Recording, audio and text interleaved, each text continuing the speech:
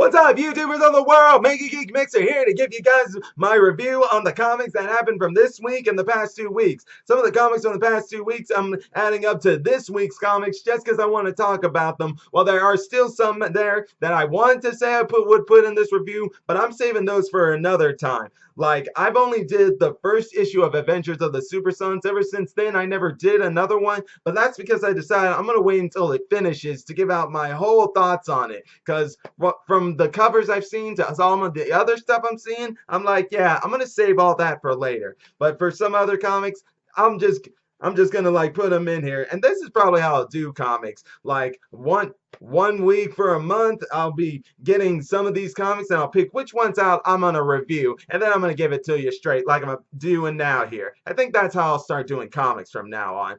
We'll see just how things go. But let's get right into it, guys. First one I'm going to do is Suicide Squad Black Files. Now, there are two separate stories in this one, but the only one I keep really reading is the one about Katana being trapped in dealing with Cobra, and with the fact that Halo is back in this one, because I've always been a big fan of Halo and Katana's relationship. Their mother-daughter relationship is just good to see and everything. I mean, you got Tatsu here, who used to be a mother, and now she's making this girl her ward.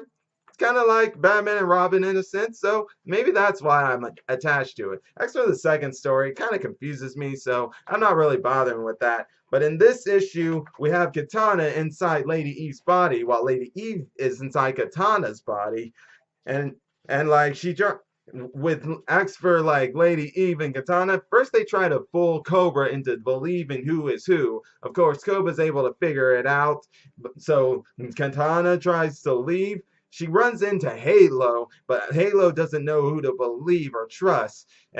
But after like Lady Eve leaves, she starts with what Katana said to her makes her be like, she sounded like Tatsu. Maybe that's meaning she's probably catching on just a little bit, but still not so much. Because Halo still ends up going to the one Lady Eve who's inside Katana's body. And it's there while she's following them that we find out Cobra is trying to get some information out of Katana's brain. And that's all the secrets behind Belle Rev. And at first, like, Lady Eve does it, but then she kind of stops because it's hurting her. Now, will this have consequences down the line? Who knows? And as for Halo, well, she ends up finding Tatsu's soul taker, and before she can do anything, she's caught, and she runs away from the henchmen of Cobra. But unfortunately, that leads straight into her getting where's that scene? Oh yeah, the last part of that page here with Halo getting sent into outer space. So basically, she's out in outer space now, and I hope she can get out of that, because I don't think she can breathe out there in outer space.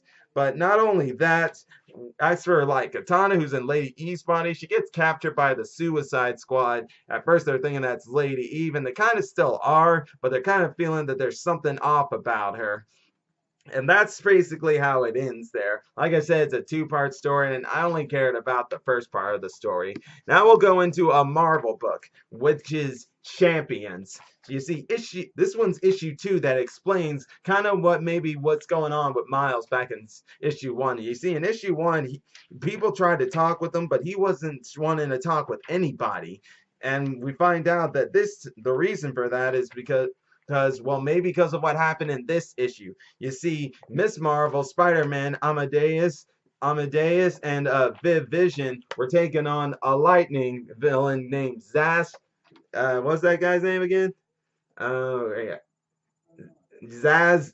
Yeah, I think that's how I'm saying it, because there's two Z's here in front of the A and X. If I am if I'm wrong, just let me know in the comment section down below. But either case, they fail in actually preventing him from doing something, and it costs Miss Marvel her life. But not just her, it also costs Viv Vision her life as well. And this really affects Miles and Amadeus. And in doing so, when they think all's lost, Mephisto comes into the picture, and he makes a deal that he'll switch back time to help them save their friends' lives. and he says it'll be free of charge, but oh come on, we know for a minute that's not true. This guy's lying without a doubt because you know this. If any of y'all know this guy, you know his history. He does never take anything for free. People always got to pay a price for it in the end. And in this one, it was Miles when him choosing to save their lives also takes someone else's life, and that is this little girl right here that he saves. Uh, yeah, right here, guys. It is that little girl, and at the end of it, I mean, she was saved before when in the original timeline, Miss Marvel and Viv died, but in the new timeline where they're safe now, they've been freed. They didn't die. Instead, that little girl dies. So my guess is he eventually finds out and he's rattled with guilt. Miles Morales is. Now, what might this lead into later on? I don't know. You see, with this one, it was an okay spot from where it was at. I would just give it, though, a 6.5 out of 10 because really, it really is not saying for certain if that's what it is. It's like we were just given something random, but I have to believe that, yeah, this is how the story's starting at first. We'll just have to see as it keeps going on down the line. Now let's go into issue 2 of Young Justice. Now, this isn't necessarily on my pull list. I'm just getting a few chapters here just so I can see what it's like. Because I admit in the first one, I'm like, this stuff has me a little bit interested just to see where Brian Michael Bendis is going with some of these characters, such as Connor Kent. Where's he going with that? As a matter of fact, this past week, I looked into one of his interviews and how he's saying that Jonathan Kent and Connor Kent will be meeting up later to take care of that whole 2 Superboy issues thing. And to be honest, I'm afraid of what's going to happen when that happens. But this one didn't work. I mean, in the last issue, at the ending of the page, we were brought back to Connor Kent when Impulse went into that gem world. And this one, it was really all about Cassandra Cain.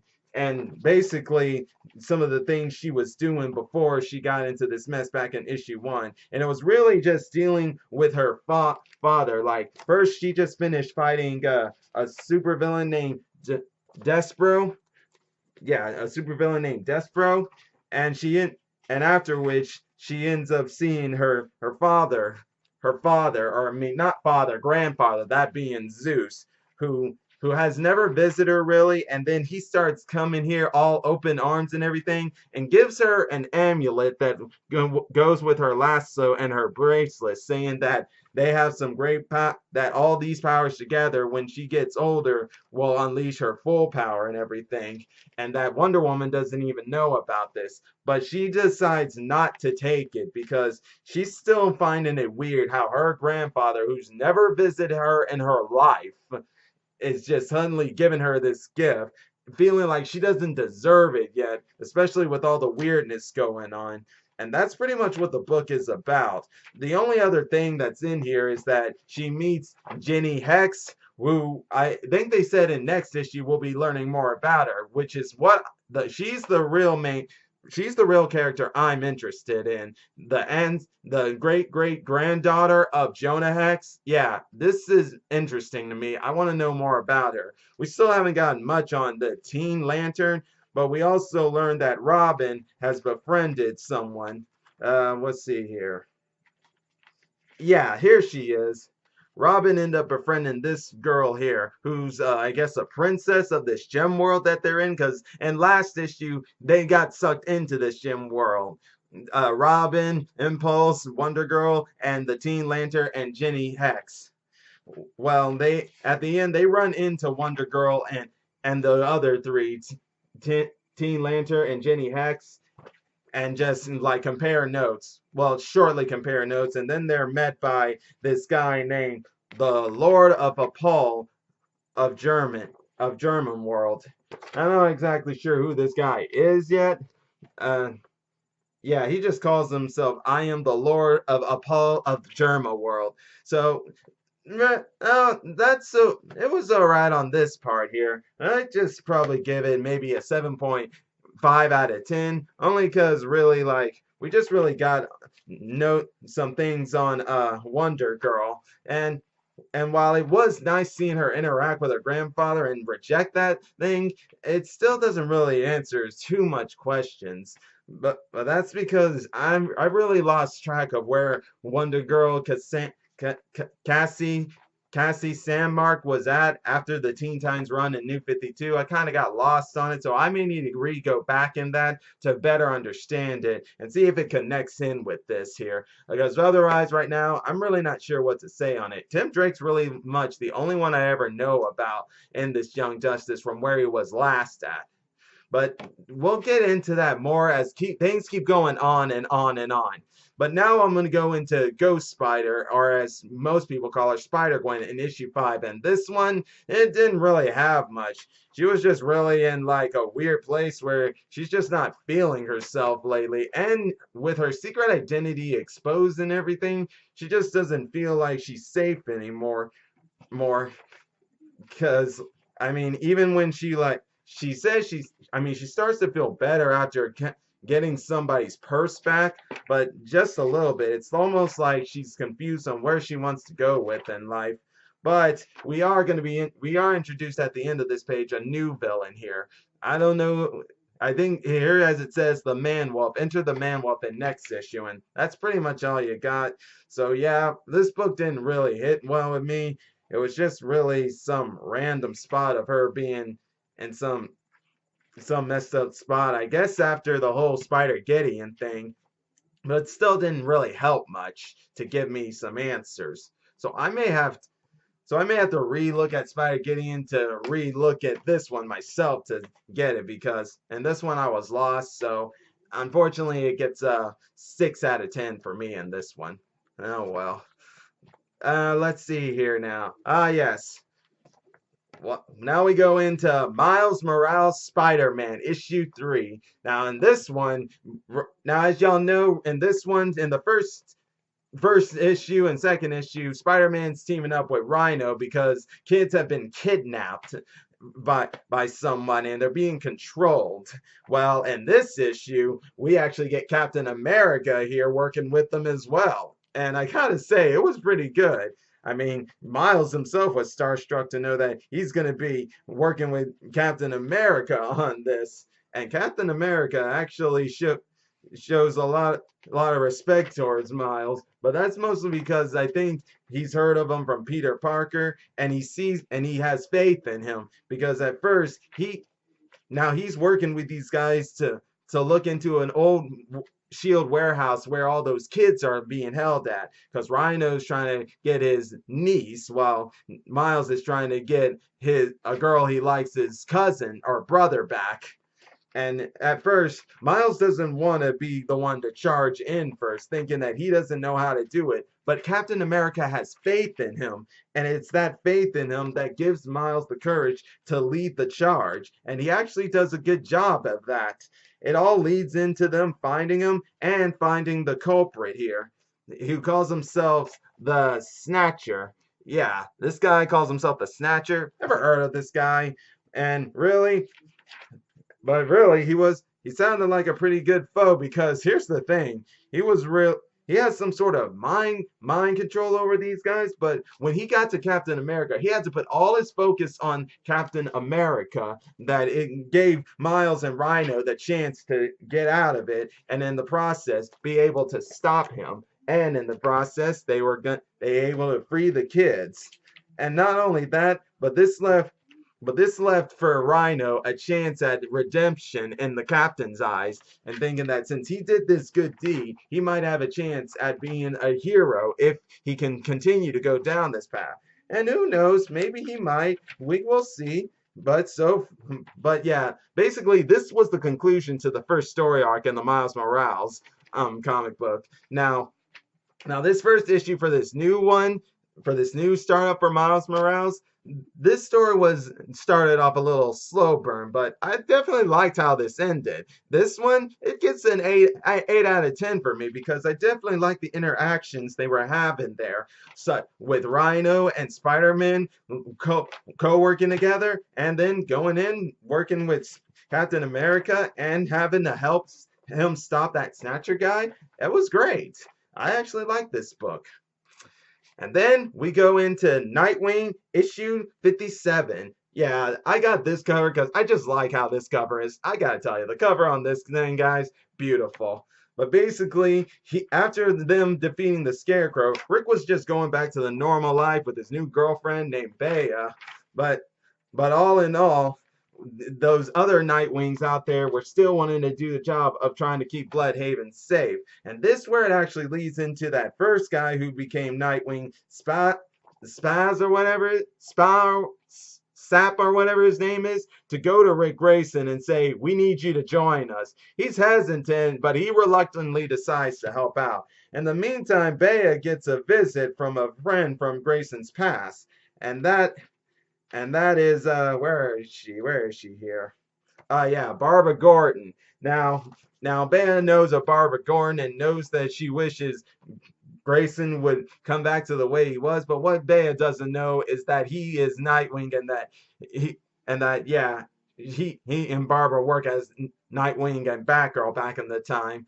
And she at first thinks Barbara Gordon came here because she wants to have Grayson back, but now she's playing it off and laughing, saying that no, that's not it. They just work together.